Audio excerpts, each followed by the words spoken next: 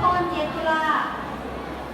วันนี้เซนประเสริฐสามเกิดทางมหาคุณชื่อว่าเจตุลาแห่งคุณผู้เจ้าภาษาโฮมรวมเจ้าและนึกเทิงประวัติผู้ประกาศกล่าวเอกอาเนื้อไต่ทัวอาณา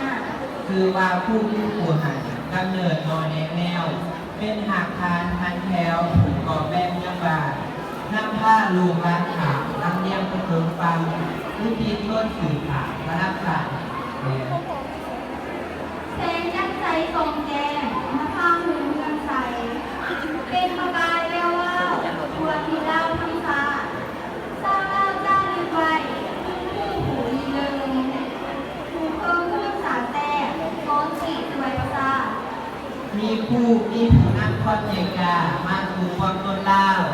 มีคู่มีผู้พาพิทุนอาเทียนเล่นแต่มีคู่มีผู้แท้ต่อบ้าหากค้ารับแกมีคู่มีกระแจในแจ้งประวัติแย่แยกข้างกันให้รุ่งเริงคุณผู้จริงเปรียบใดโทเมถูที่สองเป็นผู้คนของพาแกนซานรักหมันผู้สรรหาพงหูร้องซิดถูกกาแดงต้องการนั้นแห่งกาปัญญาเสียงสลาละแอมแห่นาผู้เอ๋ยคุณผู้ยิ่งใหญ่ล้นเหนือสิ่งพัฒนาแม่พวกข้าหรือสายคองมองอย่างคุณบ้านใดสมุดใหญ่ย่างเงินมาเมื่อไทยคุณคู่มองบ้านทองหาสิ่งใดในโลกนี้มองเกี่ยวบ้านเทียบเท่าคุณคู่กับเลยร้ายผ่านเลยในโอกาสสนานีสมกปีวันทุเล่ายังขอกล่าวคำกรทรงพรถวายเจ้าให้เป็นเผ่าทั้งใจใจของธรรมแสนพญานีรันทรงร่วมปรารถนาอายุขอให้ชื่อเจ้าหมันนั่นกว่าพระปัญญาวันนาขอให้ผู้ทองไทยนางนี้โอแก้วลูกค้าขอให้ลูกทองปานโตลูกค้าเมืองทางข้าราชการข้าราชการสูงที่ปากตัวดีให้ขอบใจ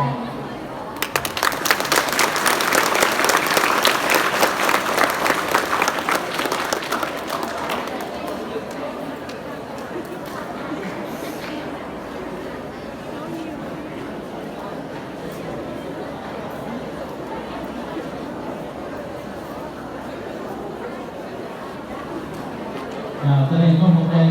ไม่ได้ร้านหน่อยก็เยี่ยมข้างมีแกเลยเยี่ยมสมมติแกเลยเยี่ยมตรงเลยที่ไปเพิ่มผู้นี่เป็นเรียกว่าปูนตาแล้วก็เนี่ยเนาะตัวยิงของครูก็ลาต่อไปเนี่ยจะได้ต้องทานถูกในการเรียนตรงเองคือมององค์กรกระทั่งขอให้เจอ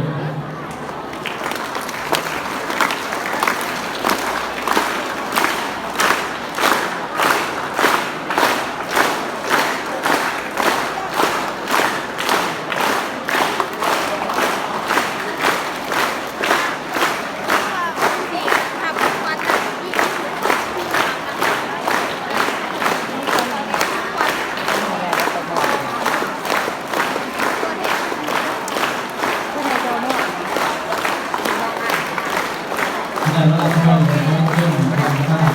เป็นนักวิจัยของถึงการเที่ยวการเกิด